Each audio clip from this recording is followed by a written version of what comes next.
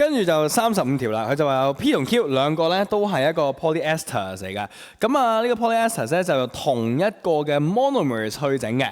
咁佢就問你啦，究竟咧喺即係佢就俾個資料你嘅P 咧佢個 repeating units 咧平均嘅 number of repeating units 咧就係5000個嘅。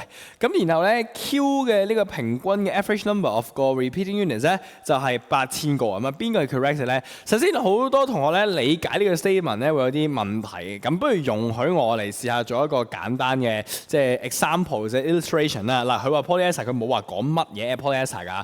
咁不如容許我咁樣講啦。啊，我哋學 polyester 咧就係 PET 啦，例如其中一個係咪？咁咧就容許我咁樣畫咗先 C4 啦 ，C 先畫個乜鬼嘢咧？C2 啦，跟住咧容許我畫翻個 polyester 出嚟先。呢個咧就係平時我哋畫嘅PET 啦 ，OK？ 咁啊一個 benzene 嘅 ring 啦，跟住咧就係咁樣嘅 ，OK？ 等等啦，好啦，呢個咧就係我哋平時學嗰個 PET 啊，得唔得？嗱，呢個係 PET 嘅一個嘅 repeating unit 嚟嘅 ，OK？ 好啦，咁但係咧佢而家話嗱用同一堆 monomer， 即係都係同一個 repeating unit 嚟㗎啦。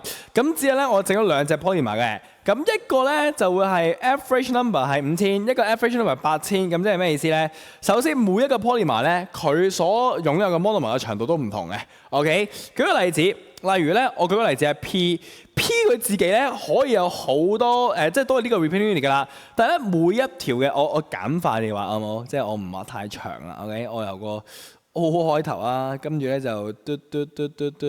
跟住 C 都幫好冇？即係容許我咁樣畫死我咩？係咪？好啦，咁咧佢話咧 Q 咧係嗰個嘅 sorry 啊 P 咧係5000嘅，咁所以咧 P 係5000即係咩意思？呢個 N 咧佢可以係 average 係5000啊嘛，可以佢有4999啦，跟住咧佢亦都有同第二條嘅呢個嘅嗰個 polymer 去稱嘅，咁可能咧呢個咧就係5000嚟嘅。跟住咧呢個咧就可能係5001嚟嘅，都唔出奇嘅。咁大家咧坐落嗰個 repeat 嘅數字咧，都係大概圍翻喺5000左右嘅啫。即係嗰度 molecule 咧咁長嘅情況，即係就有5000個 repeating unit 啦。OK， 咁但係 Q 咧佢就係80000啊嘛。咁即係嗱都係同一個 repeating unit 嚟嘅。咁但係咧佢就可能唔係淨係得5000粒嘅 repeating unit 黐埋一齊嘅。佢可能係有今次係79999啦。咁當然亦都可以有呢一個嘅80000啦，咁啊當然亦都可以咧有呢一個嘅80001咁樣嘅，我就唔畫晒啦。OK， 咁你會見到呢三嚿呢P 同埋 Q 咧就大概係咁樣嘅。OK，P 即係 mixture 嚟㗎。OK，P 係一堆唔同嘅 polymer mixture， 即係大家都係呢隻 polymer， 但係咧每一個人咧都有唔同嘅 N 嘅數字嘅。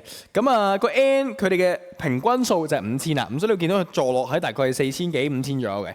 咁啊 Q 嗰邊咧，其實都用同一個嘅 monomer 整嘅，咁只不過咧同一堆 monomer 整啦。咁只不過咧佢哋咧就會係個數字大好多啊，佢 N 咧就多好多，同一條 polymer 咧就多好多個呢個 repeating units 嘅。咁當你明呢樣嘢之後咧，我哋就可以去睇啦。咁先睇一啦，佢就話啦 Q 咧佢嗰個 melts at higher temperature than P 嘅，咁肯定啱噶啦。因為 Q 無論邊一隻都好啦，佢大粒好多啊，咁所以個 Van der Waals 勁好多啊，咁所以 melting point 會高好多，咁所以呢個係啱嘅。跟住2啦，佢話 average number 嘅 average 嘅 molecular mass of Q 係 greater than P 嘅喎。咁你睇翻每一粒 molecule 咧，例如我淨係舉5000同80000啊，80000係咪？即係80000個呢個嘅 repeating unit 喺入邊，5000得5000嘅呢個 repeating unit 喺入邊啫嘛，係咪？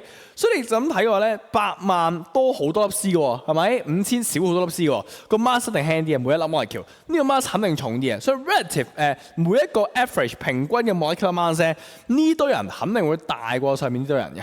OK， 咁所以呢個都係啱嘅。